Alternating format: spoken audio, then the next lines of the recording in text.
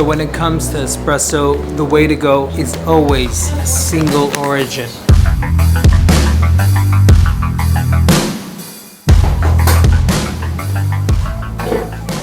Alright, ready to taste this? Wow.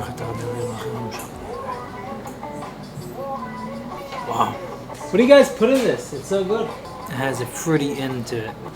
It tastes a very heavy roast. It has a weak aftertaste, a strong punch. I give this a 6.8. Buds and beans, you do it well.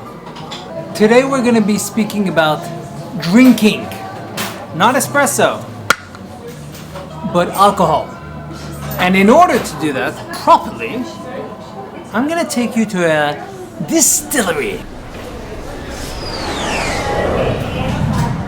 We know that Judaism is based on knowledge, understanding, why. There's always questions. The whole Talmud is based on why. Pesach Seder is why.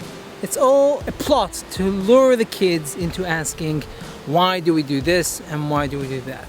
It's the cornerstone of Judaism. Understanding, knowledge. Now once a year there's a custom that we don't really understand.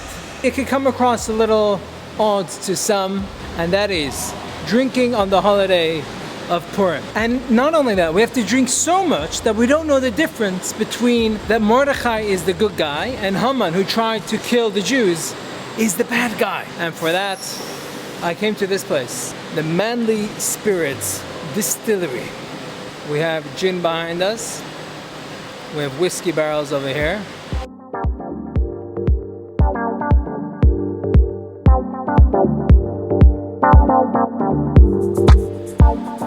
So this is the Australian dry. So this is our kind of traditional London style, London dry style gin. L'chaim.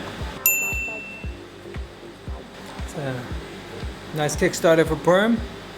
Alright, what's the next one? This is a contemporary style, so it still has juniper, so it's still a gin.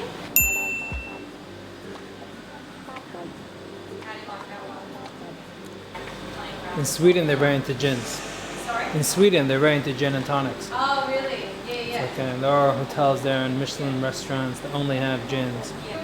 Most people look at it and think that it's going to be quite sweet, but it's still got a juniper flavor. Alright, now back to the Purim story. The Jewish people were all under threat from Haman. He was going to kill them all. But you know what? All of them had an easy way out. They could have denounced their Judaism and say, sorry, we're not Jewish anymore, and go over to Haman and bow to his idols and live happily ever after without being killed. But not one of them decided to do that. They had complete misirot nefesh, as we say in Hebrew. It was complete self-sacrifice. But in the end of the day, push comes to shove, their connection to Hashem was higher than logic.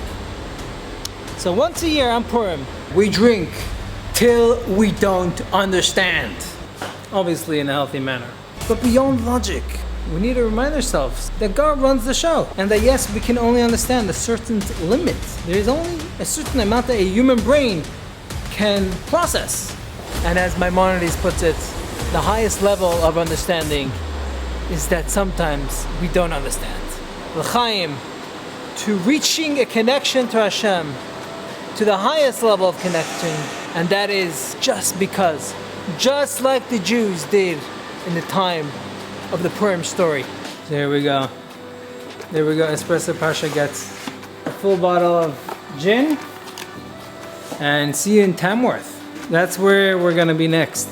L'chaim to you all, and l'chaim, and happy Purim from Espresso Parsha.